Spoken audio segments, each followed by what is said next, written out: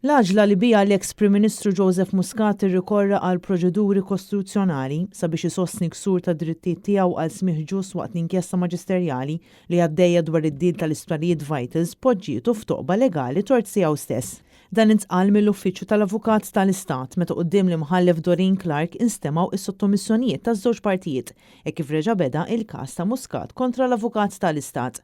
Il-qorti qed tintalab tiddikjara li d-dispożizzjoni tal-liġi li fuqha kienet ibbażata it-talba tal-inkjesta kisret id-dritt ta' Muscat għal smigħ ġust billi ħolqot distinzjoni bejn dawk l-individwi identifikati bħala suspettati fl-istadji inizjali tal-inkjesta u oħrajn li saru suspettati aktar tard matul il-kors tal-inkjesta. L-avukat Vince Gallia li jirrappreżenta lil Muscat flimkien mal-avukat Charlon Guder kemm il-darba għamel l-argument li l-klijent tiegħu kien f'pożizzjoni impossibbli u Muscat qed jargumenta li meta l-Għaqda Repubblika resqet it-talba għall-inkjesta ismu ma kienx jidher fl-applikazzjoni oriġinali.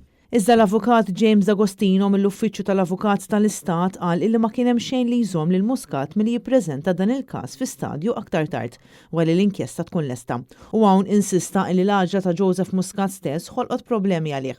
Fl-istess seduta l-Avukat tal-Istat akkuża lill-eks Prim Ministru li qed jaħli l-ħin tal-qorti għaliex diġà hemm ħiel dwar se tkun id-deċiżjoni. Intant il-qorti iddifferiet il-każ għal Jannar sabiex tingħata deċiżjoni dwar din il-kwistjoni.